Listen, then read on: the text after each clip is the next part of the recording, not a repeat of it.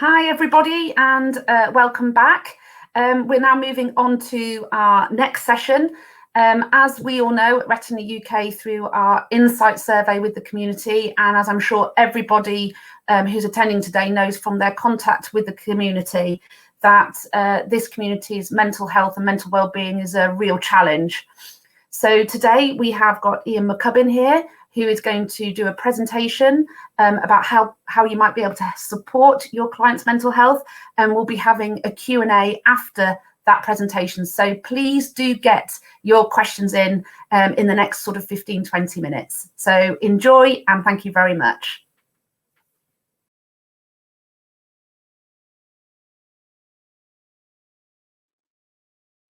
Hello everybody, my name is Ian McCubbin. I'm a clinical psychologist in Oxford, working at both the Children's Hospital and at the Eye Hospital.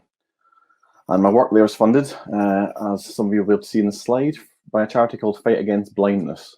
And I've been working with them for the past almost 10 years or so actually.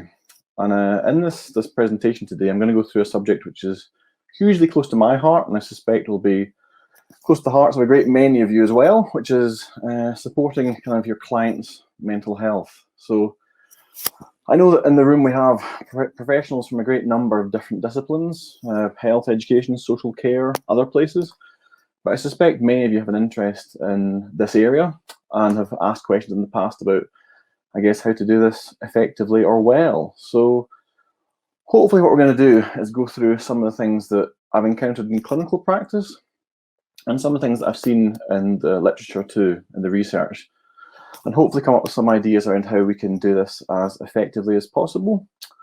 So hopefully, yeah, there'll be some usable ideas as well as some theoretical stuff too. So my first slide, the title of it is at the heart of the subject is an issue, and there is an issue here, and there's an issue specific, I think, to the area of visual impairment, and an important one, I think, to name at the front end of this discussion. This issue, or the problem that we have to name, is the idea of a kind of imbalance. Now, on one hand, it will come as no surprise to you in the room that living with, adjusting to a visual impairment is associated with quite significant psychological issues, sometimes, often, perhaps. On the bullet point I put up, it says shock, fear, depression, grief, vulnerability, self-doubt, and lack of confidence. I put up a few journals that summarize this type of area, but that is by no means an exhaustive list. For many people, the psychological impact of living with a visual impairment is significant and indeed profound. Now, psychologists like me work in hospitals all over the country in different disciplines with life-changing, chronic, sometimes life-limiting health conditions.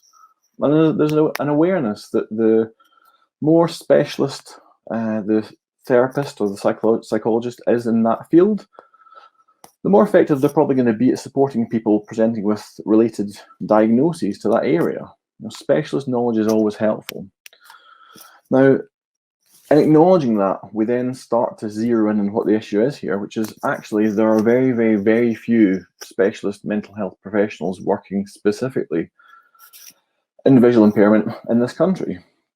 It's a quirk, perhaps, of how services have developed and been commissioned, but I think it would probably come as a surprise to most lay people who would understand, I think probably fairly accurately, that living with a visual impairment, as mentioned, can come with significant psychological issues. So there's a bit of a disconnect. Now, as I said, Fight Against Blindness is the charity that funds my work, and they fund psychologists also, as well as Oxford and Cambridge, in Southampton, in Bristol, one soon to start in Leeds. There are specialist psychologists working as part of the Developmental Vision Service at Great Ormond Street with Dr. Naomi Dale in London. Beyond that, there are, of course, counsellors, many of whom may be in the audience today, many of whom are funded by VI-specific charities. But nonetheless, there is, relatively speaking, fewer specialist professionals in this area than perhaps one might expect. Now, the logical consequence of that is that it becomes more imperative that these issues don't just fall to the specialist mental health professionals, but rather they become more of a task, or should become more of a focus for, I guess, all of us. So all the delegates present today, all the multidisciplinary professionals who are working in a VI field. The next slide I put up, the title is Emotional Consequences of Visual Impairment. Now, when a significant life event happens, diagnosis with a life-changing visual impairment or any life-changing health condition, it's not unreasonable to expect there'll be emotional consequences to that. And getting to grips with those is usually considered to be a process of adjustment. And that's what I put up on this slide. And dealing with these emotional consequences is, coming to terms with or adjusting to this big event or this big diagnosis. Now, many of us have a probably fairly usable and probably pretty accurate, up to a point, model in our heads of what that looks like. An event happens. There's often some sort of emotional turmoil or distress. And across time, either we return to something like our pre-morbid level of functioning. So, we recover, I guess, our psychological well-being after a big event or after a big diagnosis, or we don't. If we don't, those emotional problems become entrenched and chronic and long-lasting, and then, I guess, they present as what would generally consider to be a sort of mental health problem, a real long-standing chronic distress. Now, adjustment, it's a very, very complicated thing to get a grasp of. Well, at least on the surface of it being, a simple idea. There's lots of things in the literature, many of whom you'll have, I think, a strong instinct for, that would predict adjustment. So some of these are immutable. We can't really influence change upon them. So the specific diagnosis someone presents with can't shape. Age of onset, we can't shape. The rapidity that condition takes hold and the rapidity of that visual impairment kind of deteriorating, again, perhaps we can do little about. Somebody may have a history of significant mental health problems prior to being diagnosed with or experiencing a visual impairment. All these things could have profound impact on someone's adjustment, in a really, really big way.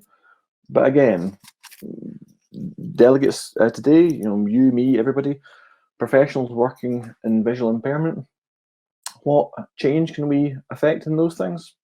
Almost none, if not none. But there are some things that we can affect change on, and those are the things I'm most interested in kind of discussing in the remainder of this presentation. So I put up a very simple model in this slide that I'll describe to the delegates that may have difficulty making it out on the slide. The title says Simple Model of Psychological Adjustment. And what I've done is I've put 4 boxes along in a line that describe a kind of chronic or entrenched psychological difficulty taking hold after a VI diagnosis or after a deterioration in someone's vision. The first box says VI diagnosis, so that happens. That leads to an interference in psychological functioning, and then it branches from that box.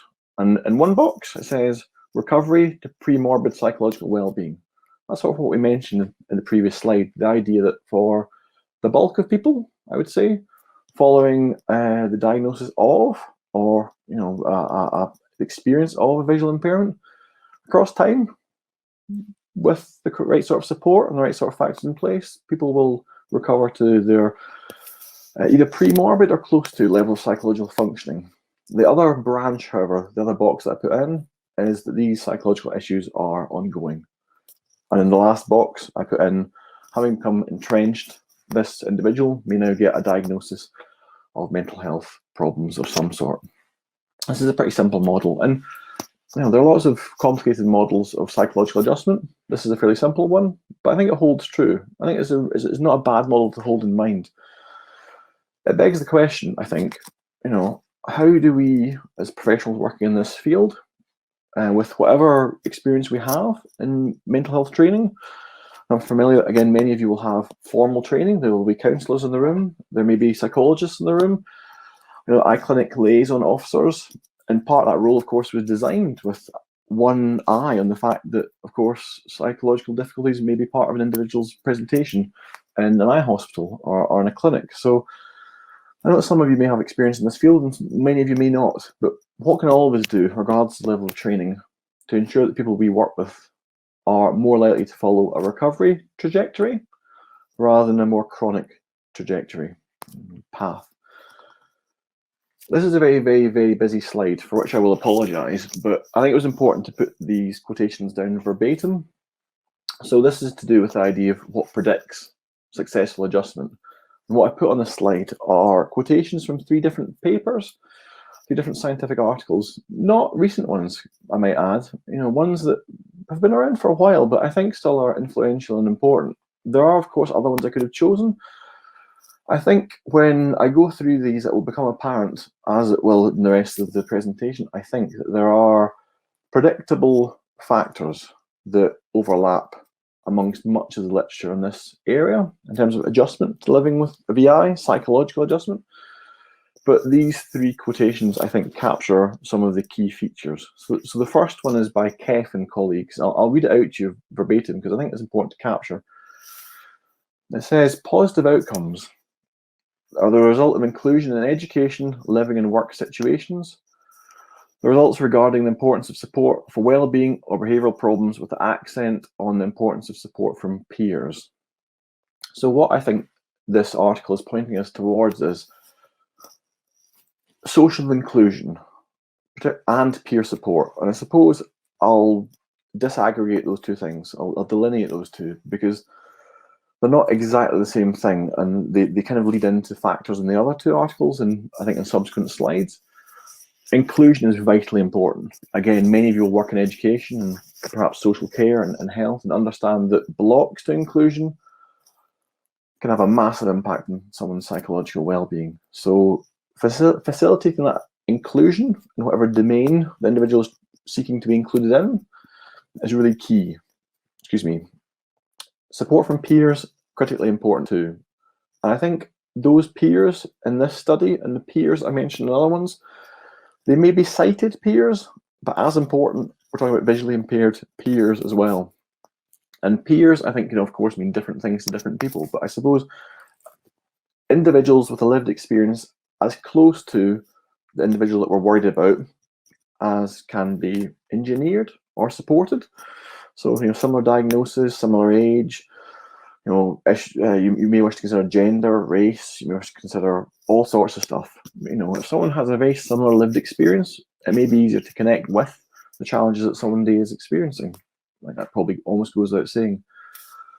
The second quotation is by Himes and colleagues. The first paper was from 2002, so it's kicking on for 2 decades old.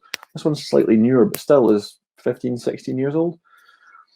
It says, adjustment was achieved when individuals self-identified as visually impaired, revealed their RP. This was a retinitis pigmentosa specific paper, but nonetheless, I think has lessons that are worth attending to for broader VI populations.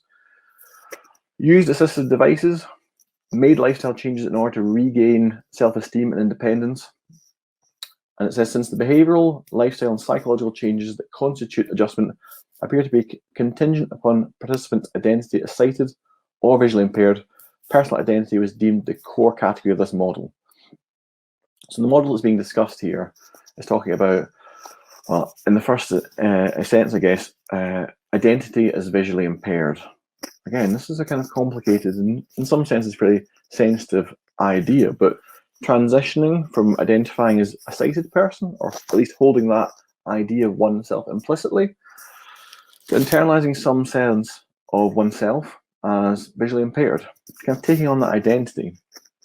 Now, part of the things they point to is the idea of assisted devices and revealing their diagnosis. Revealing is an interesting word to choose, but I suppose what we're talking about is being prepared to discuss with people. Now, visual impairment, as much as any chronic health condition, can be associated with a significant desire to avoid it. Don't want to discuss this, it's too upsetting. Its implications for my well-being in my life are too broad, too great, so actually I'm not going to go there. But not going there in the longer term is predictive of being more likely to be in the chronic and entrenched difficulties arm of that model that I described, rather than being in the successful adjustment or recovery model. So being able to discuss stuff with other people, friends, family, whomever, hugely important, and being supported to do so can be a really important intervention. And it says again in the last paragraph of that, identity is sighted or visually impaired. So personal identity, critically important in Haim and colleagues' 2005 paper. Lastly, an even older model, Dodds and colleagues from 1996. This is older than perhaps some of the delegates are. Not me, obviously. This discusses different factors which determined how well people adjusted.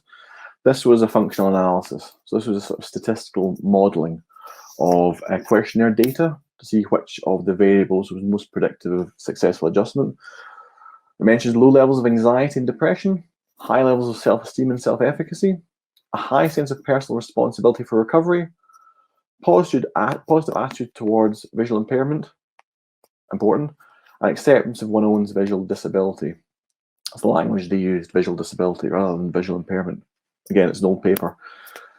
You can see how these start to kind of tessellate, they start to overlap slightly. We have positive attitude towards visual impairment popping up, positive identity as a visually impaired person, acceptance of, readiness to discuss the idea with other people.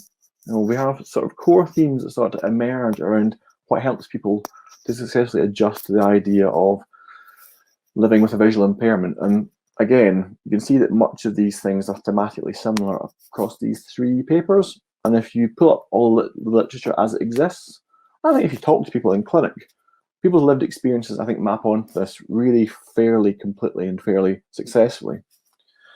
So we know in literature what it looks like. It sort of leads us to the question of then, well, what can we do? So this, I think, is maybe the kind of core task of this presentation, is to think, well, actually, as a multidisciplinary group of delegates at the conference today, how can we start to think about these 5 or 6 key tasks, and how can we then embody them and operationalize them in whatever field in which we work? So I said the key tasks are, and I grouped these into 5 key tasks. I could have been 3, could have been 6. I think this is possibly the easiest way to discuss them and describe them. But in doing so, it'll become very apparent very quickly that, of course, there's huge overlap between each.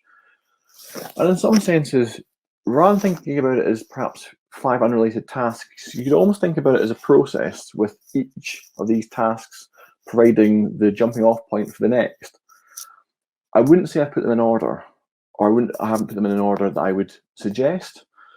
I think that's very dependent on the person. And again, one thing that perhaps I've not acknowledged yet, but it is important to do so at some point in this talk, so it might as well be now, as this is a hugely heterogeneous group, right? People with a visual impairment, people with congenital visual impairment, people with acquired visual impairment. Some of the literature I discussed is retinitis pigmentosa specific. Some of it isn't. But again, it's important to acknowledge that there are huge individual differences here, and these processes, or these tasks rather, may line up as a very elegant and clean process for many people. Other people may jump around. So I'm not suggesting this is sequential, but I am acknowledging the fact that some of these do perhaps, for some people, lead into others. The first task is that positive attitude towards a visual impairment.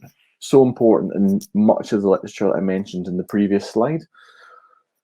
There are many ways to try and support someone's attitude towards visual impairment, but in the first instance, it's about giving people information, about having the right information at the right time, I think.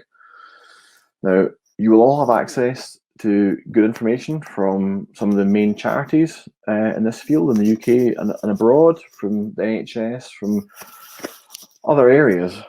Optometrists, ophthalmologists, ECLOs, QTVIs, people working in social care, it doesn't matter. We all have useful information that we can present people with. We understand that people will engage with it at their own pace. And sometimes you may see one of your colleagues, perhaps that you are at this conference with today, having success with a similar bit of information that actually the individual didn't engage with when you presented it. It's probably to do with timing as much as to do with anything else. but it's about having that information to hand when the person chooses to engage with it, and they may ravenously devour it, or they may come back to it down the line. So it's about information. I also think it's about engagement. So can you help steer that individual towards the best charities and agencies that you think are available in this field? In doing so, they can start to maybe undermine some misconceptions perhaps they have about this area. Can they come to conferences? Can they come to the conference today or tomorrow, or to a different related conference, to start to unpick all things that people are doing in VI, different and varied lives people with visual impairments lead.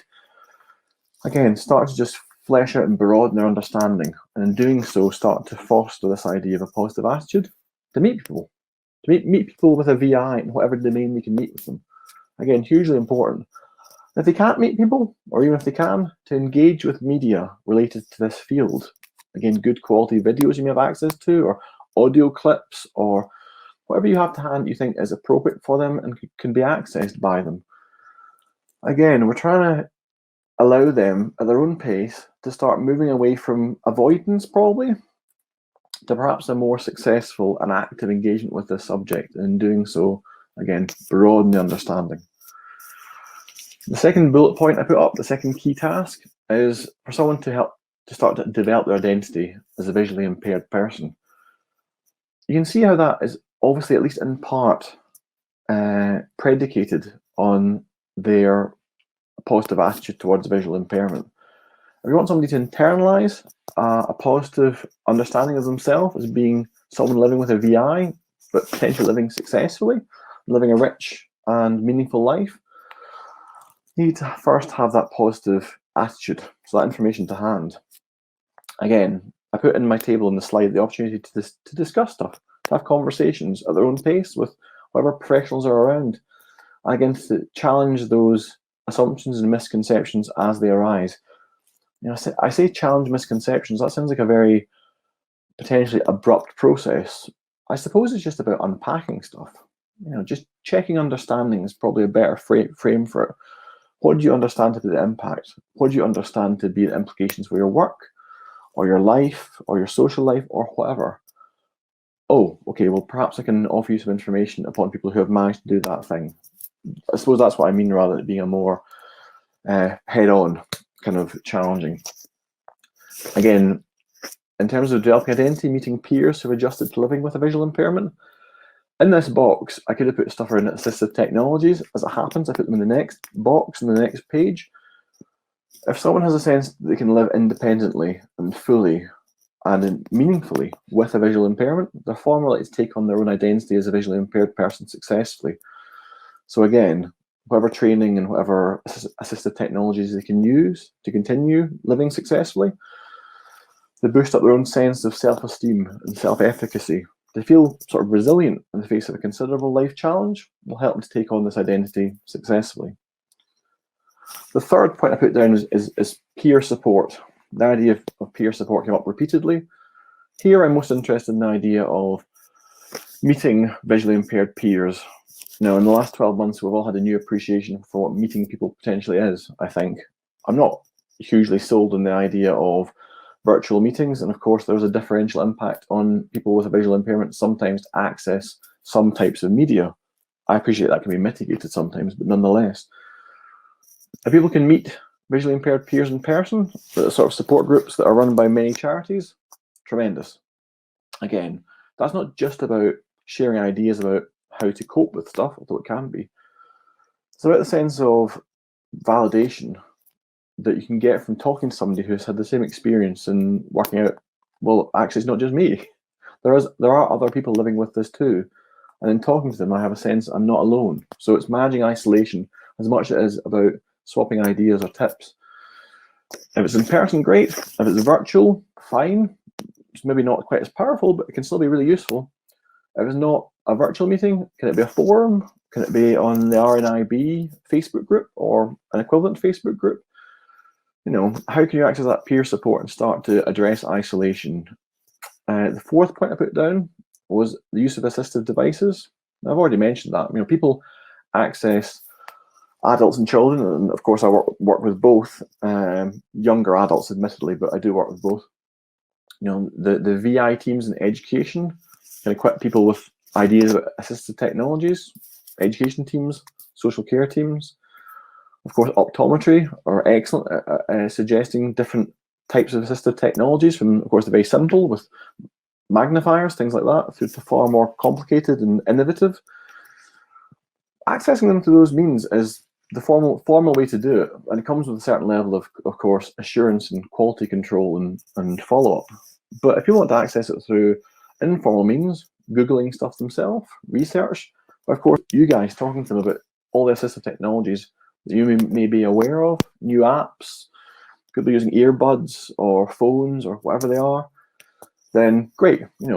However people want to use assistive technologies for themselves, again, is individual, and people get very creative in using things successfully. The fifth point, the last point that I put in this slide, loads onto the other ones, I think, and that's to do with maintaining or regaining independence. So training and education programs, great for this. Make sure people aren't just stuck in the house, kind of slightly stewing on this significant life-changing event of their vision deteriorating or perhaps being lost entirely. So can they get out there and do stuff? I put down cane training and using a brailler. I know that's probably slightly kind of cliched, but nonetheless, I've seen transformative change from people being supported to go out and do these tasks, and gaining a sense of self-esteem and mastery from doing so. And again, becoming more independent, becoming more able to go out and do things because they've taken on that training. So whatever activities allow people to do that, whatever technologies and training do that, or just being and staying in education, doing sport, doing whatever, through the inclusion stuff that we've mentioned before, super important. Those are the key 5. I put another one on this slide, which is more anecdotal. It maps onto some of them and is important. It's sort of the idea of inclusion. I said in the slide, a lot of distress occurs in the context of a lack of awareness in the general population of VI-specific issues. So, not understanding stuff, meaning well, or perhaps being completely oblivious to VI-specific issues. The example I put in the slide is not understanding the impact of introducing potentially disorientating one-way systems in schools. When schools returned after COVID-19 lockdown, this was a big deal. There was a number of people I saw who were really, really upset because the school hadn't factored in that this would be a big problem for them, or a significant issue, an upsetting one. And the children hadn't been prepped in advance that this was going to happen. So of course they went back and they felt lost and they felt pretty upset. And again, I think they thought that their needs had not been identified or considered.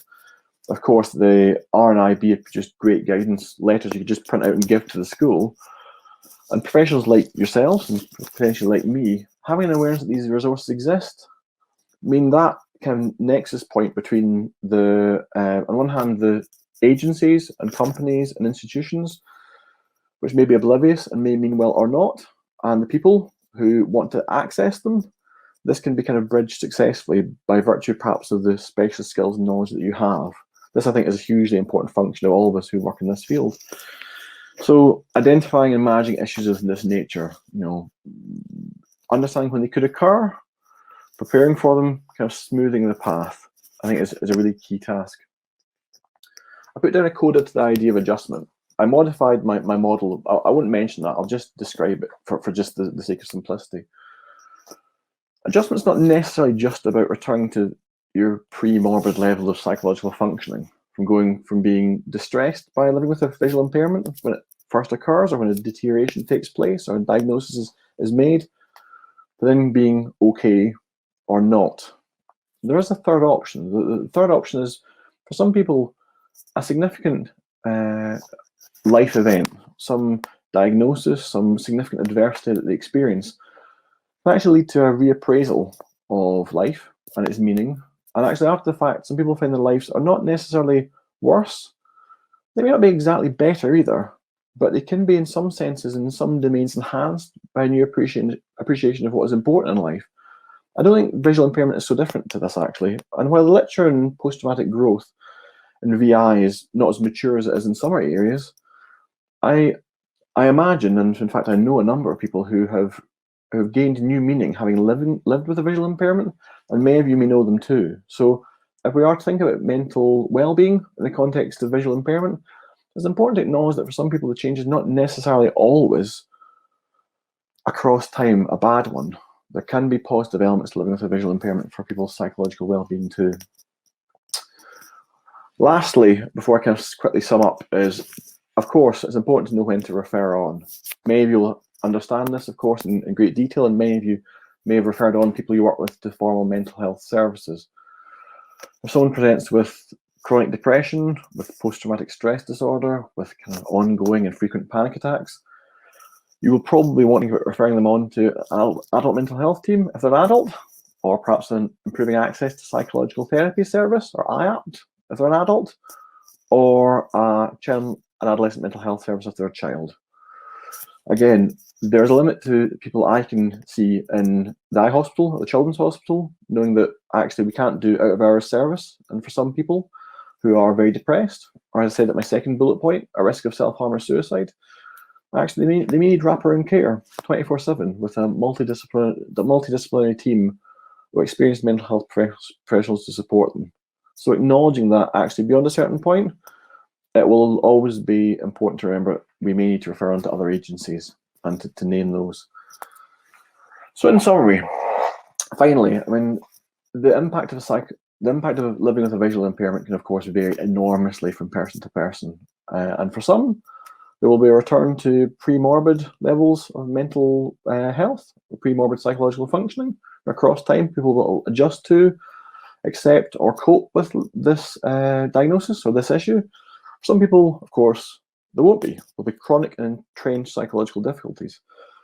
There are things that we can do, that we can all do. They are namely, give people repeatedly the chance to engage with the best quality information at their own pace, with different professionals according to their own need and their own ability. Give them information and consider challenging any misconceptions that they may hold about what it is to live with a VI, or potentially the impact on their life if these misconceptions exist. Identify opportunities for that person to speak to other people who may be living with a similar diagnosis, who may be a couple of years ahead and are having a reasonably positive time adjusting to and coping with this issue, again, as close to as possible with the person you're trying to support. Ensure that access to assistive technologies is in training, knowing that this will help them to maintain independence and self-efficacy and self-esteem. And consider, if one needs to, referring on to mental health agencies if for whatever reason that person's difficulties become very entrenched, or there are concerning issues related to risk around. But also to remember there's complexity here. Not everyone will follow the same path. Not everyone will experience the same difficulties, and even within specific VI-related diagnoses, there are some people who will find themselves adjusting fairly quickly and coping fairly well. Some people will find themselves having quite entrenched difficulties, and each person will need to have an approach tailored to their needs and have the support of professionals as and when they need them with whatever technologies and information as they want and can benefit from. I think that's all I wanted to say today. So thank you everybody for listening so diligently, and hopefully I'll be able to take some questions now too. Thank you.